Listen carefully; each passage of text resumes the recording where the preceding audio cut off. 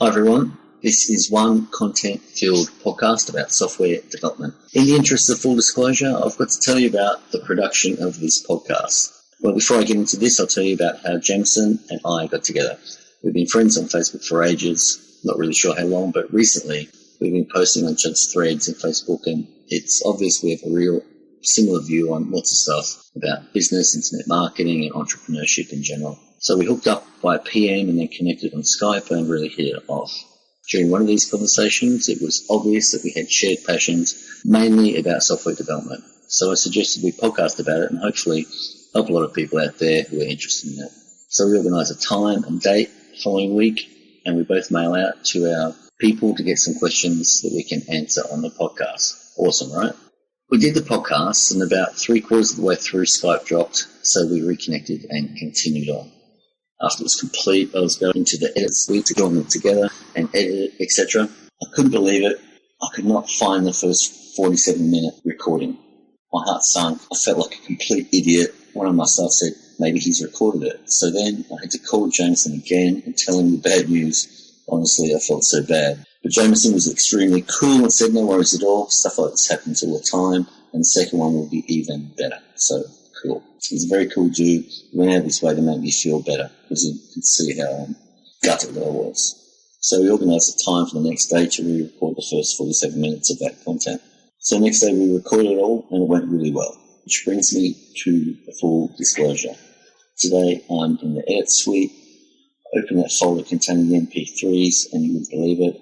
That first 47 minutes is there. So what do I do? Obviously what I did is what I'm doing now. And that is just to tell everyone the whole story. But it's great because the first 47 minutes we covered, there's a lot of extra stuff we didn't cover the second time.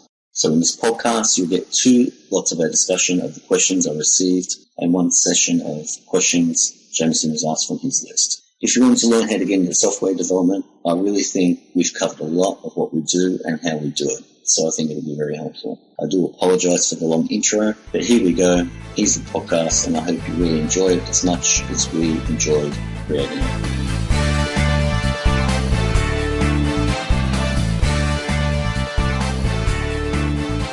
Hi everyone, and welcome to the Peter Drew podcast. Today we're very lucky to have Jameson Brandon, CEO of Netisoft. He's a serial entrepreneur, athlete and lifestyle design hacker.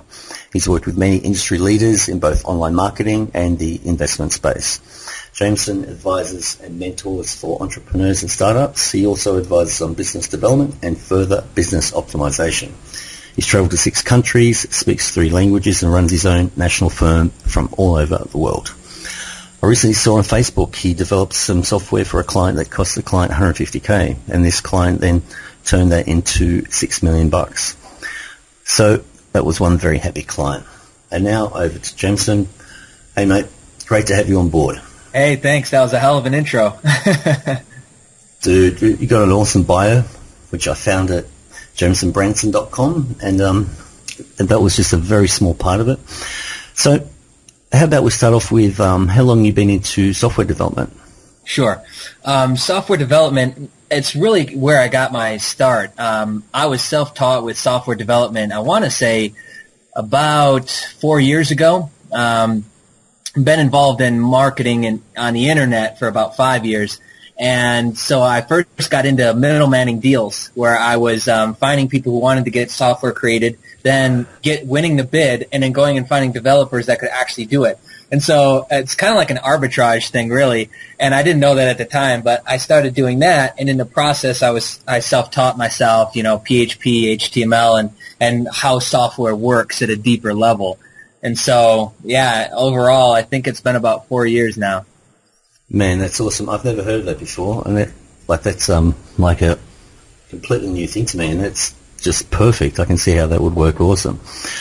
So for our listeners, I can say that we're actually very prepared for this podcast. Prior to the podcast, we emailed our list telling them what the podcast is about and if they have any questions. So we've got each list of questions here, so how about we just get straight into the questions, and our listeners who are interested in learning about software development, I think through all the answers we give to the questions, you'll get a very good overview of pretty much the entire process. So we'll get into the first question. From Miguel, my wife and I have a great personal finance software idea. We want to sell it as a SaaS, and we're both bright. Wife's a civil engineer, and I've been in SEO for 11 years. But we have no experience with software design and development. I don't expect to get all the answers from you in the podcast, but what resources would you recommend we study in order to familiarize ourselves with the process of developing software? There's quite a bit involved in, the process of creating software. I would say the best place to start would be to make sure that you actually have a brief or a write-up, and you have solidified the concept that you want. And so a lot of times what happens is people have this vision in their mind of what they want, and then they do two different things. One, they don't realize the costs that will be involved to make this perfect picture, and you don't always need that. To get to marketplace, I believe in speed to market, so you need to get things to the market fast. So I'm a 50% implementation guy when it comes to software. So that's the first thing. And the second thing is that they get caught up in this big vision that they have, and so it's like kind of stunts them from being able to move forward on it in a serious way. So get a clear idea of what you actually want to do with the software, and then clearly communicate that in some sort of write-up, and get a job posting going on Elance, Odesk, Freelancer. I use Freelancer.com the most, and start to interview these people and get somebody hired and start to move on this. Also, what I'd say is make sure that your product is unique. Do some research and make sure that there isn't one that does exactly what your what your idea is first. Man, I've come up with ideas for awesome smartphone apps, and I've even been down the path of developing it, only to realize, man, I forgot to check it. and I've looked at Play Store and App Store, and boom, it's there. There's 50 of them. Man, it's a rookie mistake, but we all do it. So number one, and what's really good about researching to see if the product is already there is you may find other products that aren't what you're doing, but have got ideas that you haven't even thought of. So you can even, through researching your idea, which is obviously simple in Google, you may pick up you may find similar products that have got one little additional feature that will make your software that much more awesome. And another trick you can do is go to Google and type in site:elance.com, your idea, and see what other projects are in the marketplace that are similar to yours, and review them. And from that process, you gain two things. You gain what I was saying before, you may pick up another idea to suit your software, but also you get a good understanding of how other people are writing their specifications for similar products. And that's going to help you a lot in terms of drafting your own specification. One specification may have one paragraph that is just perfect and the rest of it's rubbish. So you grab that and then you create your own specification based off what other people are doing. So I think that's a good tip. Okay, next question. Hi Peter, I purchased some training off a well-known internet marketer last year with the intent of making more money online. He suggested building software. He came up with an idea for an FB scraper and wrote a brief. Next step was to find and interview people on Odesk. This was a complete nightmare. I was to look for certain skill sets, but I know nothing about coding. After going through 20-odd interviews, I didn't really find any that I could trust at the right price. The two big things that are sticking out to me is the fact that you have gone through interviewing 20 people and not found somebody, and the fact that it's not done yet. And so that tells me that your write-up and your concept of this tool maybe isn't as detailed or conceptualized as you think it may be. And then the second thing is that you're not leveraging basic tools that are included in all these freelance sites, like the review system and feedback, and if their account's brand new or when their account was created. All these things help you eliminate really crappy people or amateur people that you don't really know or trust at this point because they have no feedback. And so those things allow you to eliminate so much of the herd to really filter down to those great developers. So what you're saying, before you even interview 20, if you get 20 replies, you're going to cull that list down to 50% or even 30% before you go through the discussion process with these developers. Yeah, because I mean, with some of our stuff, we get quite a bit of bids up into the hundreds, and so this is how you quickly knock off. I mean, I'm down to like 10 out of that 100 very quickly. Yeah, and that's exactly correct. Every person who places a bid, you can research each of those individuals, how long they've been online, the feedback from other developers. There's a whole... I'm more familiar with elance.com, and you can figure out a lot just through all the information that Elance provides you, and also from the specification or their reply, whether it's what's the term, a canned response, where people just copy and paste their bio and everything in there, or it's a detailed response to your specific question. And often what I find is I will go with people who have understood, I can see they've understood what the specification is that I've put up, and have offered links to projects that are similar. And if they've gone to the trouble to do that, and I know they've got experience in something similar to what I'm doing, they're pretty high up on the list. Yeah, absolutely. I mean, if they're going to go through the time to give you a more specific private message or like message that goes along with the bid, that means that they've actually read it. In comparison to like 90% of the bids you'll get have not read it, because they'll just say, hey, I'm so excited about this, here's 8 million links, and you don't even know what any of that stuff is. And so that makes it really easy to thin down to the people who are going to know what you want. And a lot of times, like you said, they'll provide links to relevant work that's related to what you're looking for. And I suppose this is a really important question, because there was probably the right guy in one of those 20 interviews, but Alex didn't have the skills to find that dude, you know? Yeah. And often, sometimes, you know, it's not that easy. As entrepreneurs, we're pretty much risk takers, and it's worth...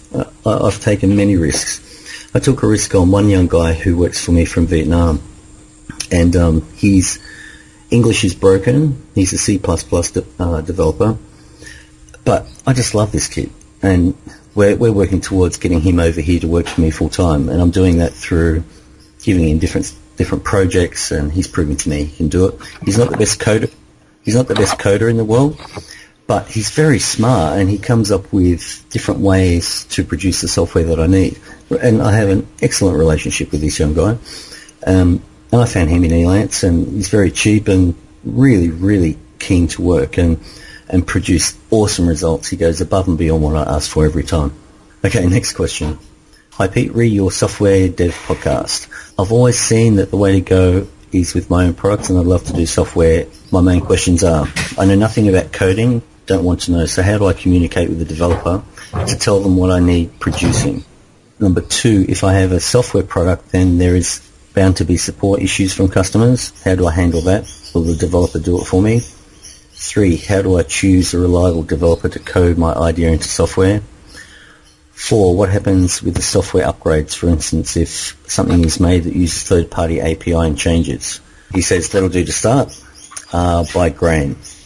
So the first question is, I know nothing about coding, I don't want to, so how do I communicate with the developer to tell them what I need producing? Right, well, it gets back to the specification that we've been talking about. Software generally is just replicating what people do online themselves anyway. So you can write a specification point by point by point by exactly what you would do online yourself manually, and put that into a specification. That kind of seems like a lame answer, but that's pretty much what I do. I would agree. I mean, I just think that a lot of times people make this stuff harder than it needs to be. So you know what you want. You can't assume that they're going to know what you want. So just write it down as if you had to explain it to a 7-year-old. And then maybe even test it. Like test it with other people that have no idea about software just like you. Or test it with your nephew or your kids and see if they understand it. And if they do, awesome. If they don't, well, maybe you need more detail in there. Maybe you need to refine that down because, you know, it's obviously not working. I think we've discussed this before. It's a really good idea to run your specification by a friend or someone at home or other IM buddies you've got online to see if it makes sense to them. And if it does, then you can move forward. Number two part of this question, if I have a software product, then there's bound to be support issues from customers. How do I handle that, and will the developer do it for me? There's two parts to that. Obviously, there's going to be support. The first part is, it depends on what sort of product it is that you're developing and how complicated it is. And if it's a product that you know from the get-go is going to need support, you need to put that in your specification and find out whether this developer will do that for you. Many will, if the price is right.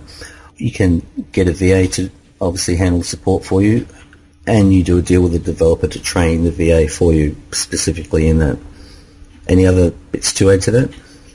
No, I mean, I agree. The only thing I've ever done is have the developer who made it support it, or have somebody in between that kind of relays the support to them when it's needed to make sure that it's an actual tech issue with the software itself. Like, so they only dealt with tech issues with the software. And then there was this other point of contact, this other support woman who just dealt with everything else that maybe they just didn't know how to use the software, or they didn't understand where things were or how it worked. And so that would take probably 90% of the issues, because you're only going to have a small percentage of real tech issues that you have to provide support on. I would say 1% of tickets. If you've created a quality product, 1% you can expect is going to be like a real tech issue. Absolutely. And it depends on the product too, whether it's a WordPress plugin compared to a more complicated C++ application or what have you. Number 3, how do I choose a reliable developer? I think we've already gone over that. Number 4, what happens with software upgrades, for instance, if something is made that uses third-party API changes? Well, I suppose in terms of software development, when you're looking to, from my perspective, each person you take on from Elance is someone who you're looking to develop a relationship with long term. And I've been really lucky. The vast majority of the people I've got from Elance, I still have a connection with. I've got them on my Skype, and I've got many different types of developers on my Skype. So I don't need to go to Elance all that often these days because I've dragged the people out of there. I've got them in Skype. The point I'm making is you're looking to develop a long-term relationship with your developer and like a partnership. And when you're talking about upgrades, obviously that'll be part of your specification. If you are using software that uses third parties, obviously that developer needs to hang around and be available to do those upgrades. Does that make sense? Yeah, I completely agree. Okay, next one. Hi, Pete. I'm relatively new to internet programming, but I have 30 years experience in corporate software development. 2 questions immediately come to mind. If I create a PHP application for distribution, how can I protect the source code? I've looked at various encryption methods, but all seem to have weaknesses. Number 2, I see an increasing number of IM applications being created with Adobe Air. What advantages does Adobe Air have? Can you recommend any learning resource for Adobe Air? I think this is definitely in your department, mate.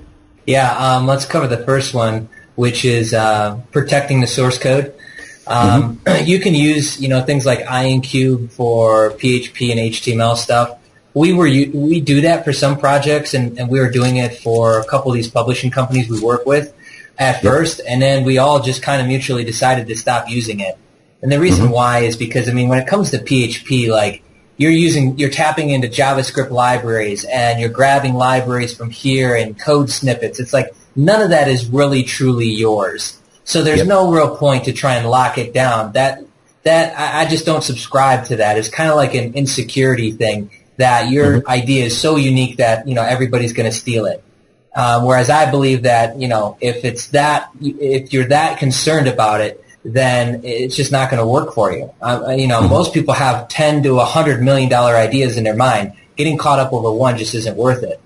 And so furthermore, if somebody's going to go through all the effort to steal code or to, upload this stuff for free on a black hat site or something like that, then go for it.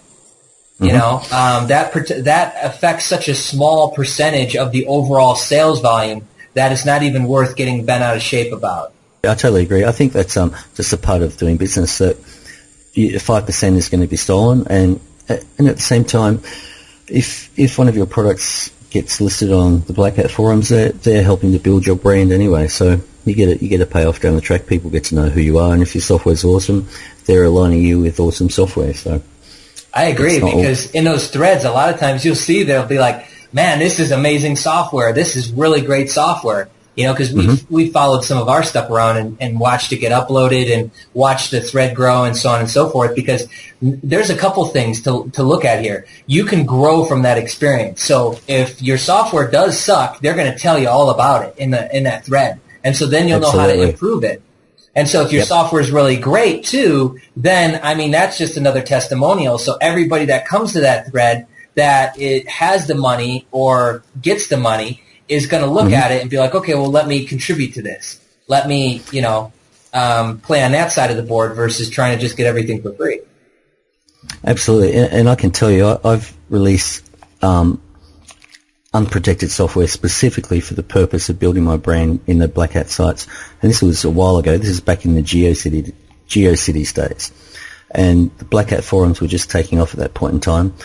And so I specifically released a product with absolutely no protection whatsoever, and it went viral. It was awesome, and it helped build my name. And also I got tons of feedback from lots of people telling me that people are ripping off my software. So it was awesome to get that, to see how many people were looking after me, and secondly, it got my brand out there. And the next version of a similar software that came out like that was protected, and I sold tons of it. I was just going to jump into the second question about the Adobe Air App stuff. We've created quite a few of these as of recent. I think we're just about at a half dozen in the last 30 or so odd days. And Adobe Air stuff is pretty interesting. And so it's not secure on its own, so you have to encrypt it. And then most of the time you want to, people will think to license it so that when you open up the app and it pops up, you have to put in your email address or some sort of verification number. It pings back on the server, checks a database or a list, okays it or doesn't okay it, and then allows the application to actually open. All these things are great, but they do slow down and start to dampen the user experience. So, like, what if there's lag on the server and it's not that good? Or what if you get 10,000 buyers and so the cloud server that you have can't keep up, and so you have people that are timing out, and so they are a valid user, but they can't access the app because it keeps timing out. Like, there's just so many of these sub-issues that a lot of times we don't even encrypt or license the Adobe stuff either. Knowing that you can jack the code 100%, you could just open it in a software that can open Adobe Air stuff and grab it, and that's okay because, again, it's like, you got to figure out 80-20. Like, what are you going to focus on, and what are you going to just leave and let go? And so just one more thing to add to that is, I guess the big thing why Adobe Air Apps are so popular in the IM space right now is because everybody's kind of worn out WordPress plugins. So it's like the next best thing that has a high perceived value and is still semi-cheap to create. So that's why I see that happening. Yep, absolutely. Okay, the next question. Investing in software, solution needed for small investors? Yes, fully agree. Investing in software is a decent proposal, but as far as I can see, only for potent investors. This is from a guy called Jurg. So I think English is his second language. I would be happy to invest 10,000 or 50,000 and even in a position to collect additional funds. You, the IT guru, develop ideas, software results. Okay, this isn't a question, this is more of a proposal, and I think it's a proposal more suited to Netisoft, so I'll pass this on to you after the podcast. Next question. Hi Peter, what are we looking at roughly in terms of cost to develop our own products? 2, do we end up owning the source code? Okay, so number 1. Wow, that is kind of as open a question and general a question as you can get. What are we looking at roughly in terms of cost to develop our own products? Man, that's kind of wide. So it could be from $50 to 500 grand. Depends on what the product is. It's a really difficult question to answer.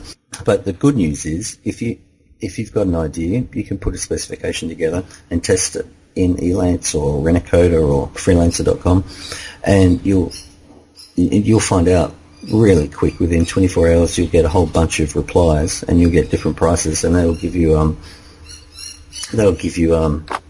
I suppose you just testing the market for price. And then if it's suitable, then you can put another project up with a much more clear, precise specification of exactly what you want. I think that's pretty much the only way I can answer that question. I would completely agree. I mean, it's a wide open question. So maybe this will help. I'll give you some ballpark numbers on what you can expect to develop different things. Yep. A WordPress plugin, probably $100 up to maybe $5,000 to $10,000. Yep. A web-based software, you would probably expect it to start in the 7 to 10 range, go up to a couple $100,000. Yep. Adobe Air Apps the going rate for them seems to be about $2,000 to $20,000, and this Yep. is ballpark numbers based on like the big things that matter are third-party integrations, features, the functionality of the tool. Is there algorithmic functions to it? Is it macro-based to where it's filling out stuff and making actions? Like all of that is really what's going to determine price point. Perfect. And I suppose if you've got an idea for your own product, you can do what I said before, which is go to Google, do site:/elance.com and your idea, and find similar products and see what's in the marketplace and what they're going for. And number 2 was, do we end up owning the source code? The answer to that question is more complicated than what it would seem, because what I think he means by that question is, do we get access to the source code once the project is complete, or two, do we own it? Would you like to answer those 2 questions? Sure. What you can expect when you have something developed is you'll get it at a source code level. So it'll get like uploaded to your site if that's what kind of software that it is, like web-based or something like that.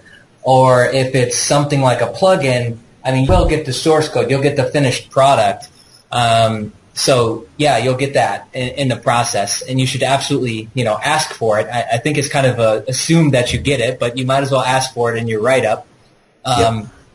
And then the second thing is, if you're talking about do you have true ownership of the source code, I would say that's such a hard thing to define, and I would say no, you don't. And the reason why is because there's so many free libraries, so many APIs that you're tapping into, so much free code base out there that the thought of trying to own that would be impossible. Like trying to patent that or put real ownership on it at a legal level, I think would be near impossible, which is why nobody does it. I mean, you have Microsoft and Apple stealing from each other. You have everybody stealing from each other. And it's because, like, open source in its sense, like, you can't really put ownership on. Now, maybe if it's a unique code, like code language in itself, like you could kind of put ownership to that or force somebody to sign like a contract stating you won't reuse that code for another project or resell it in any sort of way. I mean, maybe then you can get something like that going. But even with what we provide, and we've provided work at the highest level up to like, top search engine companies like Google, Yahoo, etc. Can't name exactly who, but at that level, we didn't even sign like a contract stating like, hey, this is your stuff. So if we didn't sign it at that level, like, just don't worry about it. That question was by Roy. Okay, next question, number 7. Biggest question is how to vet or qualify developers, and also where to find them. How to spec the program out. Thanks, Harry. Okay, I think we've kind of gone over those questions previously, but I'm a fan of elance.com only because that's what I used at the very beginning, and I have used the other sites, but generally I fall back on elance.com, and as I noted earlier, I've sourced a lot of developers out there and got them on Skype. So between my Skype and Elance, that pretty much covers it for me. But also there's Rent-A-Coder, Odesk, and you primarily use freelancers.com. Yeah, I use almost 100% freelancer.com. And so, I mean, we source, most of my teams are in, I mean, you mentioned yours are in Russia, which is like a place that people get instantly scared about because communication breakdown. Mine are in Nepal, India, and Pakistan, which are like the second and third worst places because everybody thinks that there's going to be such this big barrier of communication when in fact there isn't. And so the realities are that they know English to a high level in text, but to get them on the phone probably wouldn't work out the greatest. Like, I tried this once, and I know you and I were talking about it before, and you had a similar issue, is that at one point I was like, hey, let's jump on the phone with one of my team guys, and I couldn't even understand what he was saying. I was like, all right, dude, we made a mistake. Like, let's just go back to Skype and work from there. Yeah. And so, like, you probably can't have a phone call conversation with these people, but you can Skype and do email all day long. And so that's the communication channels that we usually use, and it's not an issue, you know? Absolutely. And what people don't understand, for developers in Russia, India, Philippines, Vietnam, what have you, all the manuals for C++, PHP are all written in English. So they're learning English through manuals. So they have a really good understanding of English. If they're a developer, they know English. So in text anyway. And as you rightly pointed out, there's a dramatic difference between their text English and their spoken English, that's for sure. I communicate solely in text on Skype. It's very rare that I do audio conversations, particularly with developers. And about vetting, we covered that previously, where I know Elance provides so much information on each developer, how many projects they've done, what they charged, how long they've been with the site, and more importantly, the feedback that other people have given them. So I rely on that, and I haven't been let down yet. Yeah, I agree. And so with that, it kind of takes care of itself, because you'll get, 5, 10, 100 bids. And so you'll have the high end of the market, you'll have the low end of the market, and all those people right in between. And then so you can just easily, as we mentioned, chop all these people out, refine it down, and then just go from there. I continue to ask them questions. I get very specific with this sometimes. I look at how long it takes them to respond. I look at how good the responses are, like if they actually listen to what I'm asking. A lot of times in the project write-up itself, I'll ask them to put some random word in the message that they send me to make sure that they've actually read it. And so, like, little things like that just help you really refine this process, and so you end up with just quality people. Another quick trick is that I put that this is a project, but if it works out, we're looking for something long-term. And I put that right in the project write-up. So it immediately eliminates all the people who are out there bidding on, 30, 40, 50 projects and have no idea how they're going to fulfill. And it immediately aligns you with people who are looking to just take on one or two people to work with and work with them for years and years and years. Like my coders, the newest coder I have, I've been working with for a year. The longest has been since the beginning, 4 years. I think another point that I'd like to make clear to our listeners is that when you find a good developer, people are worried that their developer is going to run off with their idea. Good developers are really interested in what they do, which is code. And if they're good at it, they don't have time to think about marketing a product or making a bloody website and figuring out how to sell it. They're looking for partnerships with people like us to do that and build long-term relationships. And I think a lot of people have kind of unjust fear about trusting developers. Yeah, I totally agree. And just to build on that a little bit more is, they don't know how to market. Like, none of my guys know how to market. So even if they took everything that they've ever created and tried to go do something with it, they couldn't. And not only have they told me that flat out, but I just know that to be fact, because they take so much pride in what they do. And like morally, this is part of their culture in a lot of these countries, is to do their job and to do it well. What software development is really about developing relationships and building long-term quality relationships. And the better you are at doing that, the better your experience in your business is going to be. Absolutely. Okay, we've got question number 8. Hello, Peter Jerome here. I'm interested in learning about software dev and owning my own products. I have a generous budget to assume the cost of coders and willingness to do what it takes. How can you help us with this matter? At this stage, I don't have any questions, but do have an open ear. Well, I think we've pretty much covered the majority of that in this discussion so far. Unless you've got anything else to add. I mean, no, I think that he's going to benefit just from listening to the overall podcast,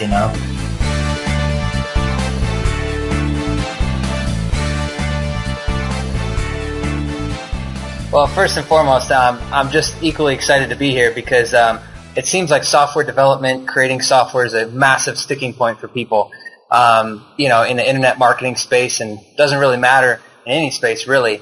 So I'm super excited that we're kind of going to pull back the curtain on some stuff today. And then outside of that, how I'm making money online is I'm a CEO of a software company, and so we create white label software for various companies, publishing companies, and small businesses. And then I do consulting and coaching on, all things product launching, from funnels to optimization strategies, things like that. And I've been doing this for about, I want to say the online stuff, maybe 5 years. Jameson and I got together in Skype a little while ago, and we thought it'd be an awesome idea to put the questions out there to both of our lists and get some questions about what our people would like to learn about software development. So we've got some prepared questions. We might as well just get straight into that. This is from a guy called Miguel. My wife and I have great personal finance software idea. We want to sell it as a SaaS, and we're both bright. Wife's civil engineer, and I've been in SEO for over 11 years. But we have no experience with software design and development. I don't expect to get all the answers from you in the podcast, but what resources would you recommend we study in order to familiarise ourselves with the process of developing software? Kindly, Miguel. That's a really broad question. Actually, I think we might come back to that, because I think we'll be answering one of those questions with other questions that we've got. I'll go straight to number 2. Hi, Peter. I purchased some training off a well-known internet marketer last year with the intent of making more money online.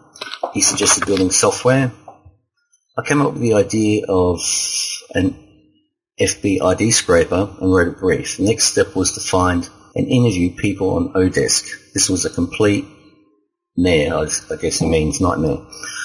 I was looking for certain skill sets, but I know nothing about coding. After going through 20-odd interviews, I didn't really find any that I could trust at the right price. Basically, then he goes on to more about the training, but the question is about the correct person on Odesk, and he went through 20-odd interviews, and he didn't find anyone. First of all, I don't use Odesk. I use Elance, and I've been a fan of Elance for pretty much as long as it's been around. Elance is good. I know they all do it, but you can check the history of all the developers. You can see how many jobs they've done, how much money the customers have spent with them. And man, I've never gone through 20 people for one project. I think the most people I've gone through a project is 3. Just interviewed 3 different people, but I don't know. I suppose I'm more of a risk taker, and it's paid off for me, because generally, I'd say 90% of the time, the person I pick generally provides a product I'm happy with, and the ones who don't, it's not so much the ones who don't, but the ones who do go onto my Skype list, and I rename their name on Skype to the specific tasks that they do, like PHP, the bulletin, C++, or what have you. I find it really, I think there's an issue there that someone needs to interview 20 people for one simple project, like a scraping project. What's your thoughts? Yeah, I would agree. I mean, I don't think I've ever interviewed 20 people, and we've done stuff for major search engine companies. And I think I grabbed probably one of the first 10 to do it. So it tells me 2 things. It tells me either they don't really know what they're looking for, or the write-up and the scope in which they've described what they're looking for is so far off that nobody can understand it.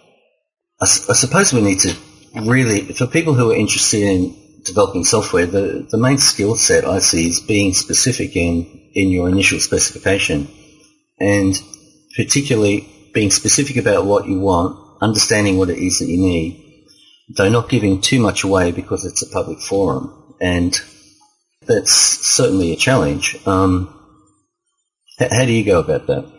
I kind of have, I try and framework everything as much as possible, because I'm really anal about stuff, and so I have to systemize it in some sort of way, otherwise I go crazy. And plus, I feel like once I've written it down, then I don't have to memorize it and keep it in my brain anymore, so I can kind of forget it to a degree. And so with hiring, I think it really just boils down to knowing exactly what you want, and then setting clear communication terms with the person. Because just because they couldn't hire somebody, I can guarantee that they're with the depth of their issue, that if they would have hired somebody, it would have been an even deeper nightmare. So they would have lost money. They probably would have gone, the communication would have gotten all messed up with the developer. And so those are the two big things that I look for, is how do we set clear communication, like on what channel, how often, what's the timeline, what's the milestones, just all that. And then, like, am I clear on what I want? Could I go and read this to a 7-year-old and they know what I want? So what communication channels do you use? Because basically I 100% of the time I use Skype and in text. I don't talk to developers on audio because generally it's more difficult. My whole career I've been typing with developers for the last 15 years. When I got my first developer into Australia from Russia, we had he couldn't speak English, but he could type English, and so we'd sit at the desk beside each other and type to each other in ICQ. It was hilarious. But he can now.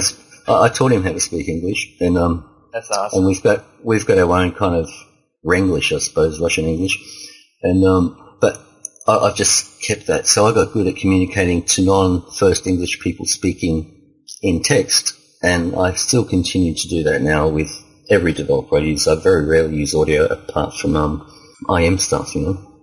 Yeah, I'm the same way. I mean, sometimes I'll shoot like a video, like to show what I'm talking about, like if they're not understanding it, but all my guys that I use are Nepal, India, Pakistan. I mean, these are the countries that, and you with Russia, it's the same thing. People are scared to death to outsource to these countries because they think that this communication thing is going to be a big deal. Absolutely. One thing it's important for people to understand, any coders are taught code in English. They're not learning C++ in Hindi or Russian. It's all taught in English. So all coders have got a decent understanding of English in text anyway. Yeah, yeah. When I put projects in Elance, I just get a confirmation back that, yep, I can do it, and I can do it like this, because they've got a good understanding of what the project is from the get-go. So how do we offer this guy advice in terms of getting a better initial specification down? I think he might need to share it with someone first, because if he hasn't got those skills, maybe he can share it with someone else and see if they understand it and get his spec down bulletproof first off before he posts it to Elance or Odesk or what have you. Yeah, I agree. I mean, read it, like have a couple buddies read it. Have some friends read it. Does it make sense? Like, do they understand what you're looking for, at least on a general level? And then, you know, what details are you missing? Because a lot of times, I don't know about you, but a lot of times I know I'm being generic in a write-up. So I'll just go and blanket this generic write-up. Like if I were to be doing this project, I would just say, look, I need a FB ID scraper. It needs to grab the target IDs from all the Facebook users and groups, pages, posts, and based off of a keyword search. And that's all I would do. And then I would wait for them to communicate back with me on the job boards with, yeah, we can do that, and they're going to tell you how they would do it. So, yeah, we're going to use Facebook's API, we're going to use the Open Graph, and it's going to be done like this. We'll make it, do you want it browser-based or a downloadable application? And like you just move from that step on. And so, I just think that they need to kind of read it by a couple people and actually understand what they're looking for, too. Absolutely. And just another thought I've had, often I'll get replies with coders who are giving me links to examples of very similar work that they've done. And if I see that, I've got confidence 100%. And so that's something you can put in your specification. Please supply any work you've done that's similar. And then when you see that, you know, if they've done that, this isn't much of a stretch, and that's pretty much, you know, a tick. Yeah, I'll go with that guy if they've already shown me what they've done, which is very similar to what I want. Yeah, I asked for that too. I asked for similar, similar to this specific project. Don't just dump a whole portfolio on me of WordPress stuff. You know, like give me specifics to this and just give me a couple links, and then go from there. Okay, cool. Let's go on to the next one.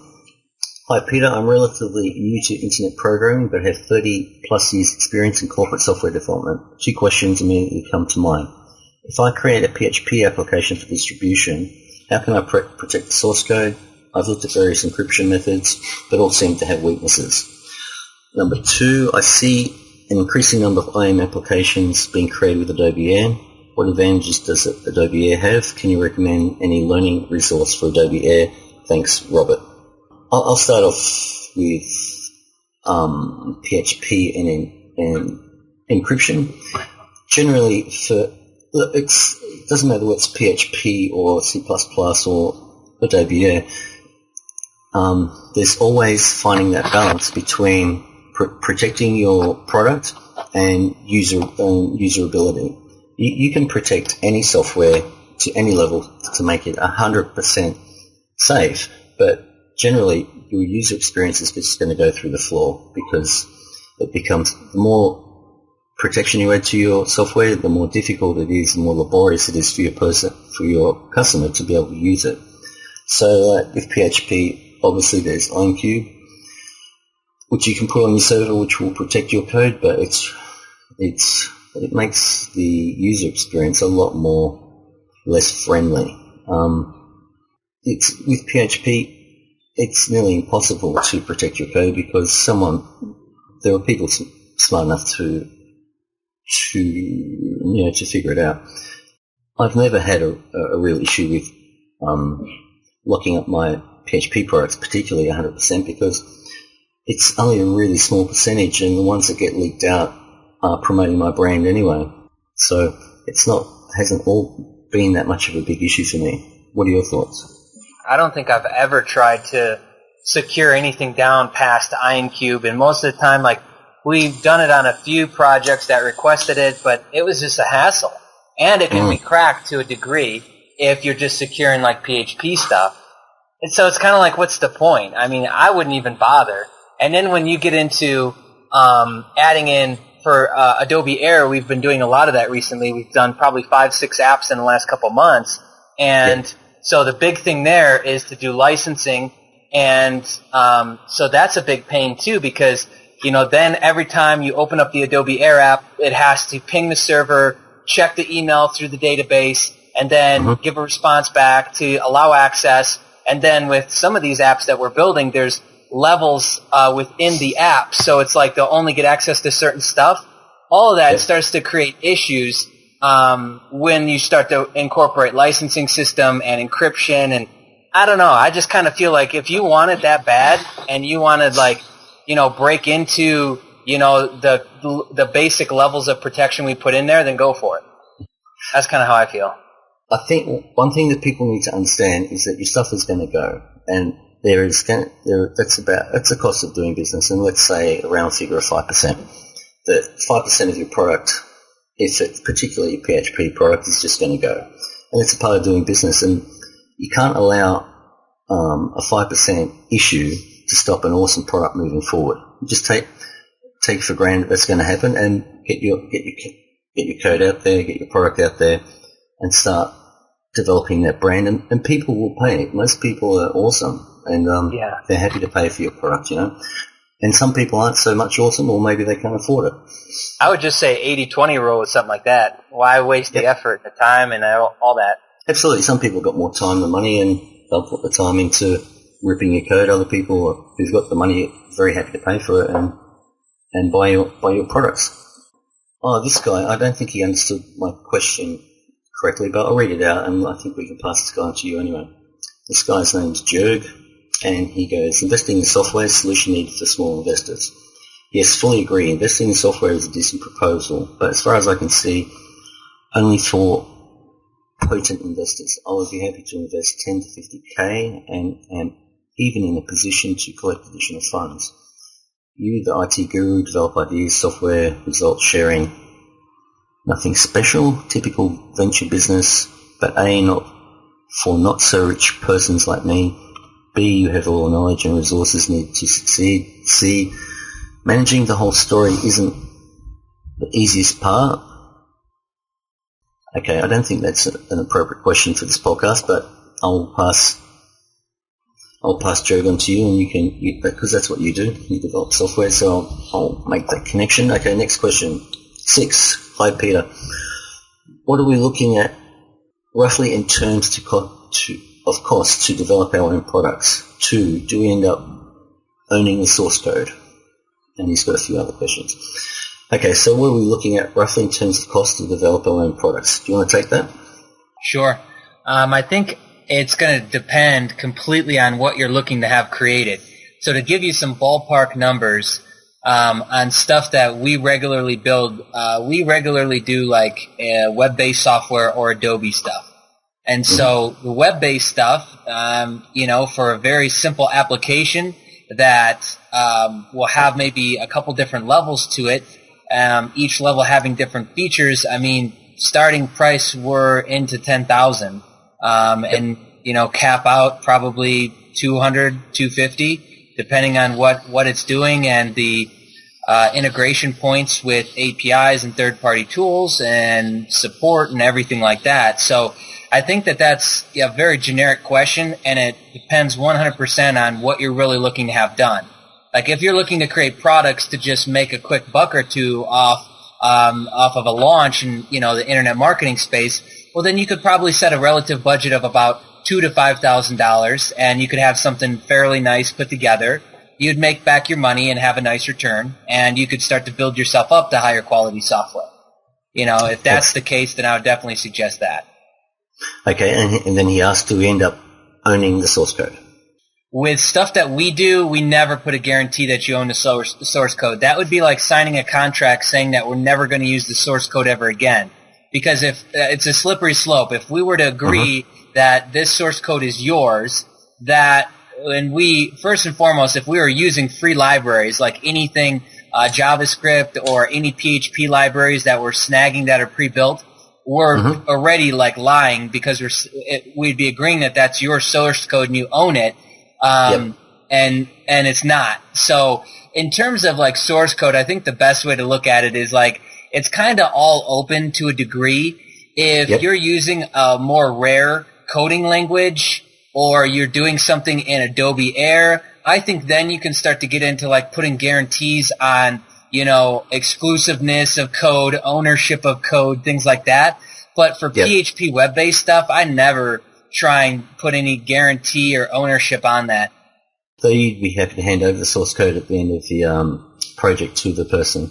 Oh, for sure. Yeah, like when we build projects, like it's on their servers, it's on their domains, or, if we do an Adobe Air app, we deliver them the raw code version of it too, so that they have it. So yeah, we absolutely deliver that, yeah.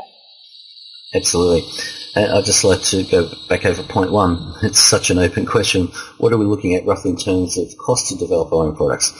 It really depends on the product. That's from $50 to $500,000 and anywhere in between. Though people can produce a lot of tools or products that help people really inexpensively, particularly in PHP, like WordPress plugins. They can get, if they've got an idea that no one else is doing, you could get a product into the market for $500 to get your name on the board, I suppose. Number 7. Hi Pete, biggest question is how to vet or qualify developers and also where to find them. How to spec the program out, how much detail versus how little detail. Thanks. Harry. I think we covered that previously in terms of setting out a specification and also requesting in the specification for examples of similar work done. How to vet developers. I use Elance, as I said before, and look, occasionally if I've got a project I need to get to market quick, I'll use the different. I'll use Renocoder, Elance, and put specs out there, but generally I just use Elance, and I use you can really go through each developer, what projects they've done, how much they've paid. That's all the information I really need to vet them. And just by the replies I get, generally I get around 30 replies to a project, but it's pretty easy to find the ones who are professional, but particularly the ones who offer an example project of work they've done similar. I will jump on those straight away. Have you got anything to add to that?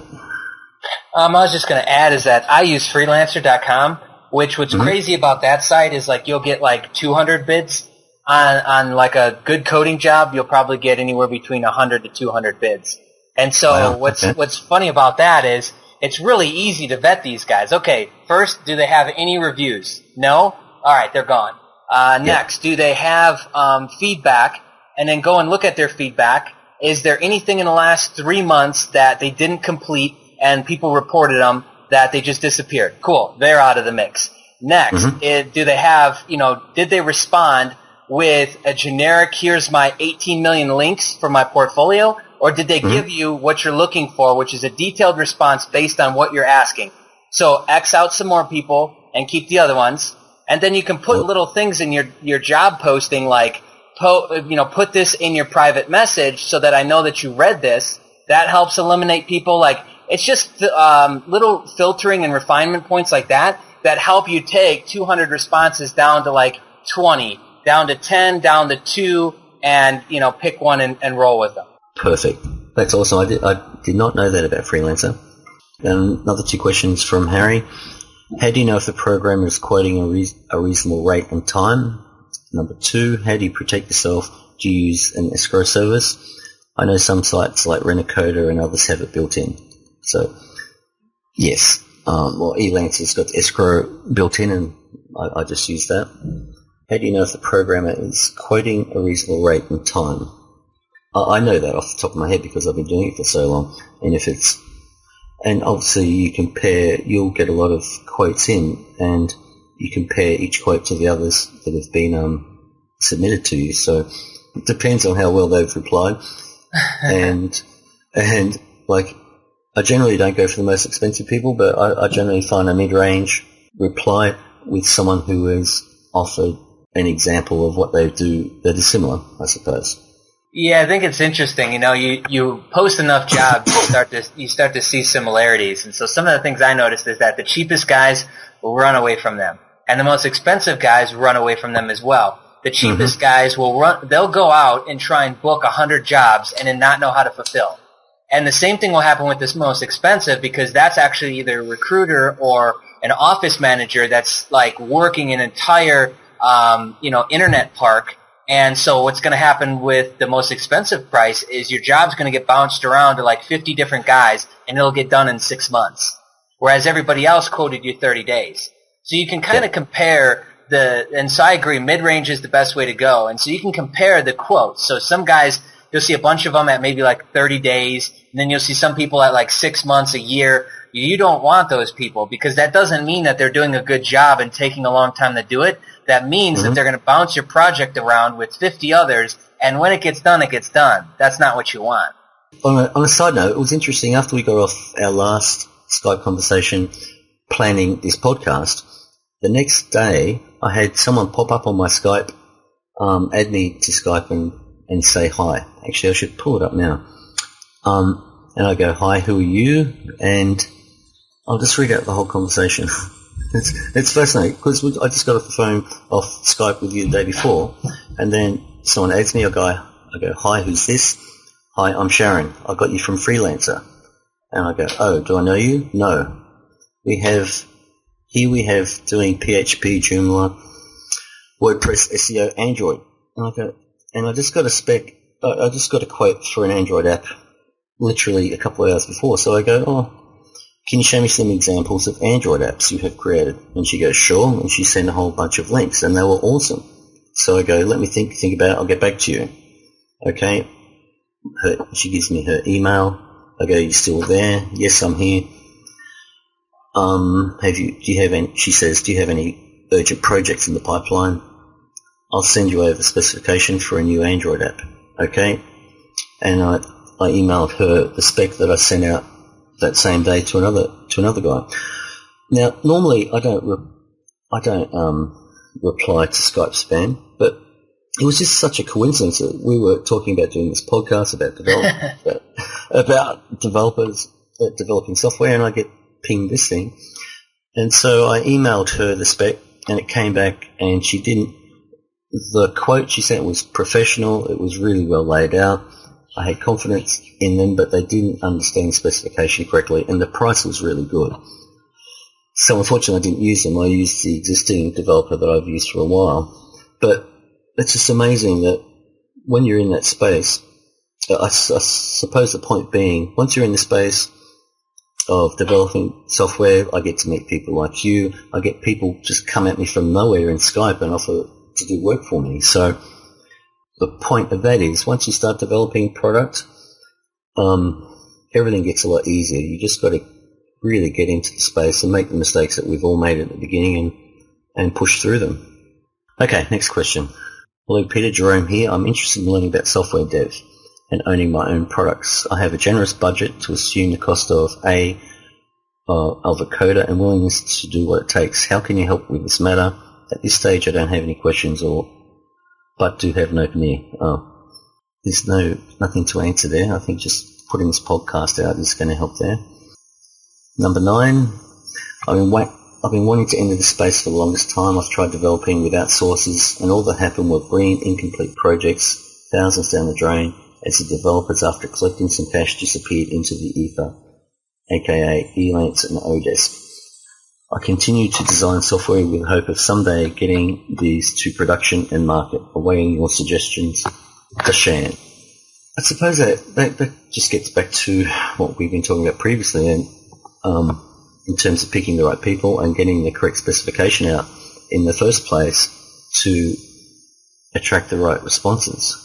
I agree. I just think overall, because that's one of the top things that I get asked is how to find the right people. I think people just make it too hard. It's, they probably get overwhelmed with the amount of responses, who's good, who's not. Just take it down to a very basic level, a very common sense level. If they don't have reviews on the site, every single outsourcing site uses the review system. And so you give like a 5 or 10 star rating. If they have none of those, well, then you probably shouldn't risk that because that's like gambling. And then you start to eliminate with the stuff that we've talked about. And I just think that you end up with like the premium people at the best possible price with the best possible timelines. And if you don't like the price and you don't like the timeline, then negotiate. Hey, is that the best price you can do? Hey, why did you quote me that price? Why did you quote me that timeline? Just simply ask if you don't know, and they're going to tell you. That's a good point. I always look. I'm a businessman primarily, and cost is always a factor. And I always get a price down, even a little bit. It's just become common practice with me. Some people do that, some people don't. I do. If I'm getting a quote for $1,000, I'll generally get it down to $750, and people generally put that cream on top anyway. But what's interesting about this question is he's saying that after collecting cash, they disappeared into the ether. I can tell you that's not happened to me once. I've been doing this for a long time. Maybe it has happened once, but it's really uncommon for that to happen. Has that happened to you? It happened to me once within this last year, and it wasn't bad. I think it was for like 3,000 or 4,000, and so a small loss. But I mean, to chalk up a $4,000 loss for an entire year, like I'll take it. That probably helped me on some tax money in some sort of way anyway. So I don't mind. But yeah, I did have that happen, and the thing about it is, they had done work for us in the past and done a really good job, but we didn't formally hire them. They were just kind of like tossed to us, and they helped us do some things on a very small level, and they did a great job. But then we were like, okay, here's this huge project, and then they disappeared. So it makes sense. It was our own fault that happened. And so we should have known that, okay, we're giving them this small project. Now to give them a big one, that might not be a good idea. And so that was definitely my own fault on that. But yeah, we had that happen once, and that's over the span of years of doing this. I think there's a lot of fear out there about this happening to people, but it's really not that common. I think generally people are pretty cool, and it's not very often at all that I get ripped off in developing products, that's for sure. Sometimes definitely people will have issues, and the projects will get pushed back, and that's really annoying. But generally, that only ever happens once, and that person is definitely off my list to be replaced with somebody else. Do you want to go through those questions that you had sent in? Let's do it this way. I'll just read out the questions that I asked my guys, my group, and then we'll go through the responses. So I asked 2 questions outside of like name and the basic stuff. And so the first one was, if you were to start creating software to sell, what comes to your mind is the biggest struggle with that? And the second question is, if you're currently selling software, creating software, what are you going through? What are you struggling with? So the first one is from Greg. And so he basically says, I've jumped around, tried quite a few methods and programs in the past. Guess I would not really know where to start and would want some help getting started. I have no idea how to code, so if it is required that I would not want to do it. But if I could outsource the process and coding, then it has more appeal. I think this is a perfect example of getting a little bit too afraid and detailed about the small things. Yes. Because, I started coding, and I know you did, but I've taught how I do things to other people, and they had no coding knowledge at all. And so I don't think that matters whatsoever. I'm not a coder. I've got staff who code. I couldn't code to save my life, but I've been around really excellent coders for so long. I understand software kind of impeccably. I understand what we can and can't do with software, so we've got a good team. But in terms of actually writing code, I couldn't do that to save my life. I just don't have the brain for it. Being in business, being an entrepreneur, you generally attracts risk takers, and I think I take a lot of risks, and generally a lot of them pay off. A lot of people have that fear about getting it perfect, and that's going to block you from moving forward 100%, particularly when it comes to something as, I can't think of the term, but when developing software, because there's so many variables. I encourage people to jump in, because even if you make mistakes, you're only going to make them once, and you can progress past it the next time. Yeah, the biggest things that pop out at me about Greg's response here is the fact that you got to commit to something first and foremost. So the fact that you've jumped around, that's good. It's gotten you some experience.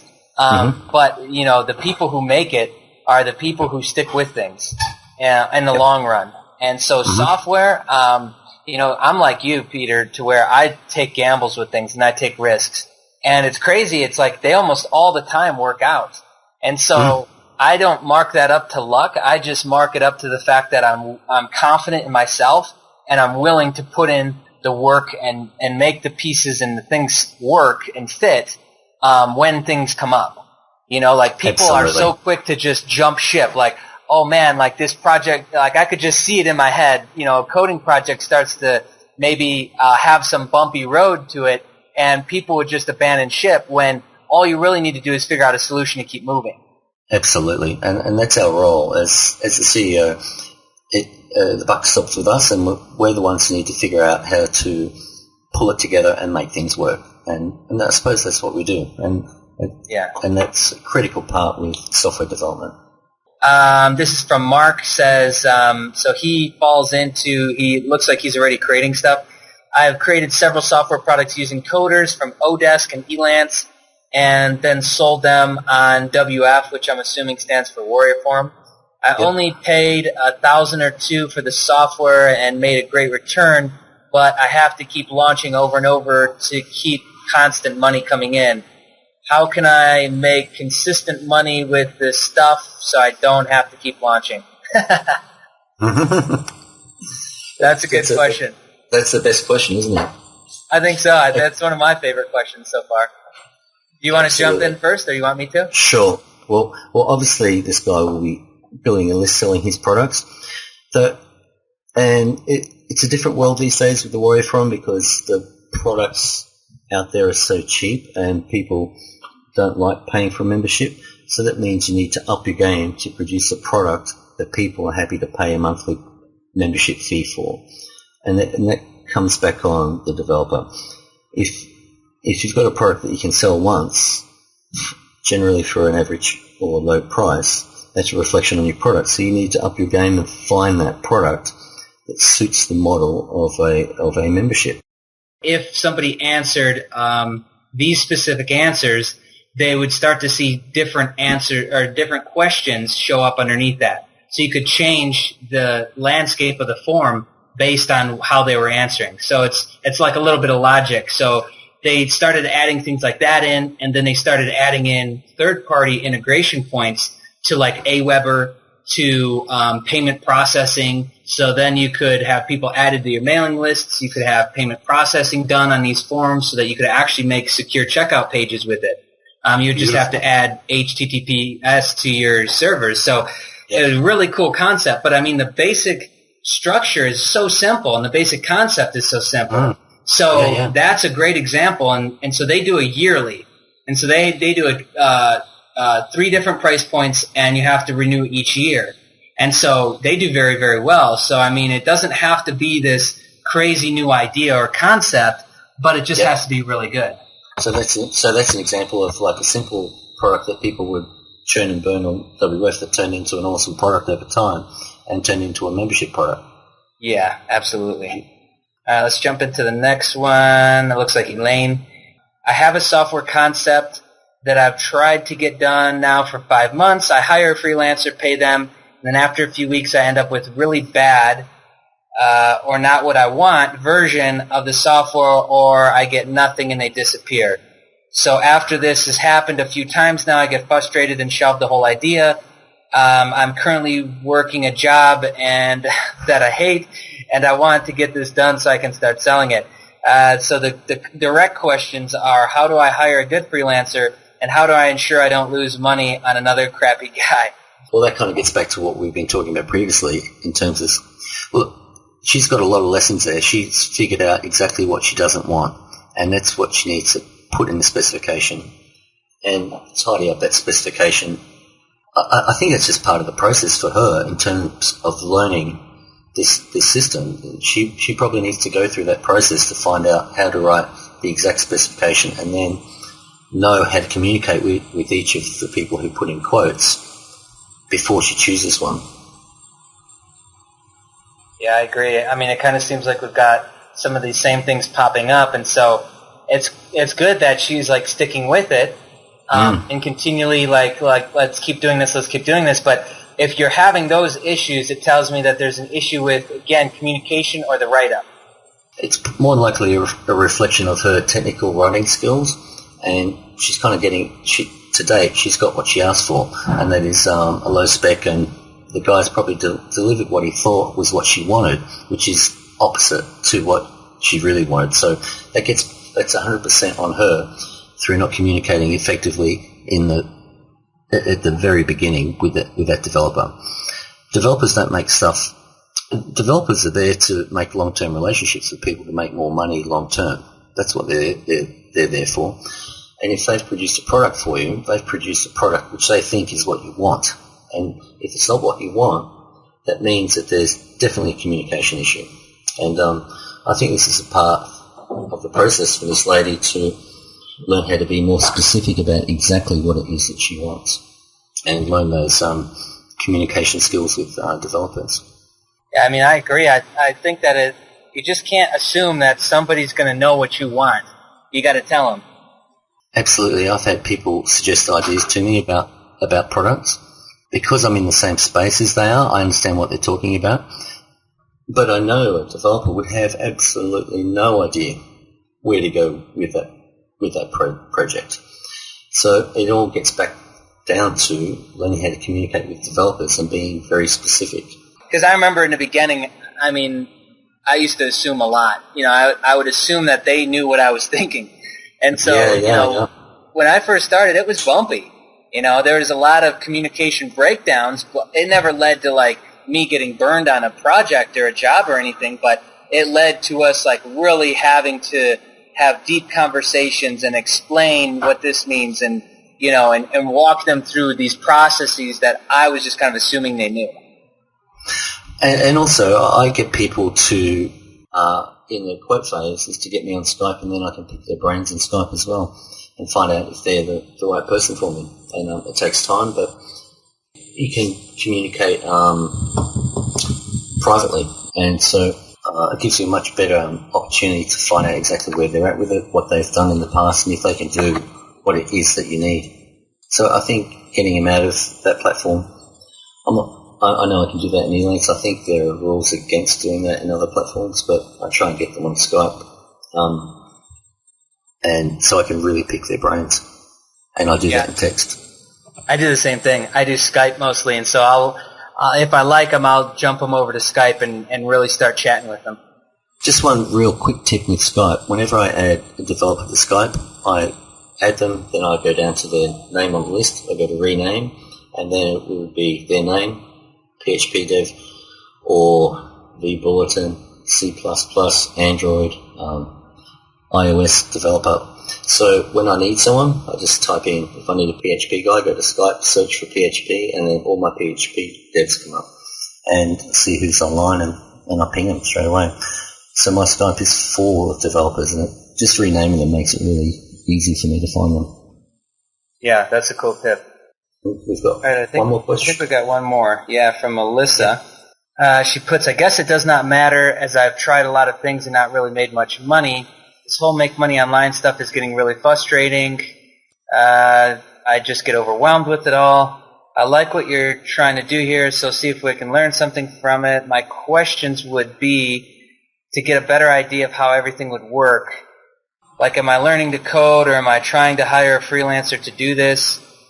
Should they speak English, and how do I get them to understand what I want? And so that's kind of what she started with. Okay, so we can start with the easy part first. First of all, I do not encourage anyone to become a coder, particularly midlife or unless you're a young person, because to become a good coder, it's going to take you 10 years.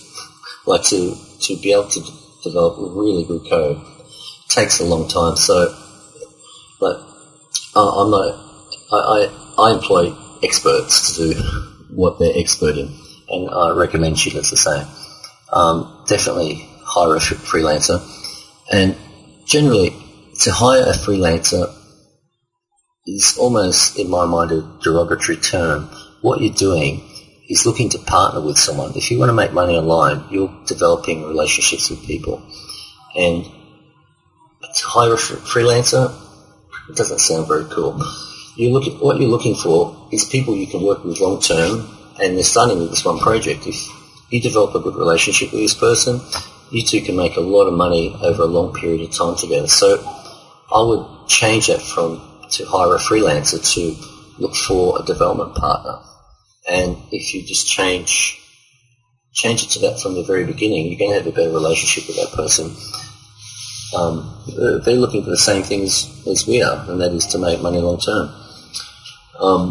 So it's more about developing relationships with developers, I think, and heading into it with that thought, with that mind frame. You're going to have a better relationship with that person, more on a partnership level, I suppose. Should they speak English? Absolutely. And you'll find, I've found the vast majority, I'd say 80% of people who work for me speak really good English in text. And I think a lot of people like to use audio. I think that's a mistake, because one guy I've known for 7 years, an Indian guy, is a very, very smart marketer. Him and I chat away a lot in text, and I said to him, dude, we've got to get on a call. And he just laughed at me and said, dude, you wouldn't understand me in a pink fit sort of thing. His accent is so strong. But we're equal in text. And so the point is, use text, and if you can't communicate with someone in text, well, that means you've got the wrong person. And the only way to find that out is to test it and take a risk. Yeah, I agree. I mean, to put it like hire a freelancer just sounds so cheap, you know? And then when you look at it that way, that's going to be the guy who's lining up 50 jobs and doesn't know how he's going to fulfill, and, you know, maybe you'll get it back in 6 months, or maybe he'll just run with the money. And so instead, I mean, I've always looked at it the same way as you, Peter, to where it's like, and sometimes in a job posting I even put that, like, this is a job, yes, but it is really a screening process to see how you do with this so that we can come up with something long term. Mm-hmm. And like that, the quality of people that you get to respond right there just changes. So all the people Absolutely. Who are just like firing away bid after bid after bid, just kind of slutting themselves around, those guys all go away, and the people who are looking for a long-term relationship, who are looking to build something that means and matters something to them with you, show up. Absolutely. Matt, my list is full of people that I've been using for years and years and who I've developed awesome relationships with. And often that comes in very handy when I've got a job that needs to be done kind of straight away, which is always the case with me. People say to me, when you need it, Peter, I suppose you need it yesterday. I go, yeah, you know me too well. But because I've got that relationship, they'll bump other projects down the line a little bit to get my project done first. And that's what a relationship's about. And though I wouldn't request that if it wasn't important. And other times I'll give them plenty of lead and say, in about a month we're going to be doing this, and they know that I'm good for my word, and in a month they'll organise their work around that. So when that month comes, that slot's there to do my work. So at the end of the day, I suppose software development is really like everything else. It's all about developing relationships. And the better your relationship is with the person you're working with, the better the communication is going to be also, which means you'll get the product that you want sooner and faster. Well, I think we've gone through a lot of questions and supplied a lot of answers that will help people who are looking to get into the software development space. So I think we better wrap it up around here. We're going on about 1 hour, I think. Cool, yeah, I think so. I mean, I don't think there's any other questions we could possibly cover. So thank you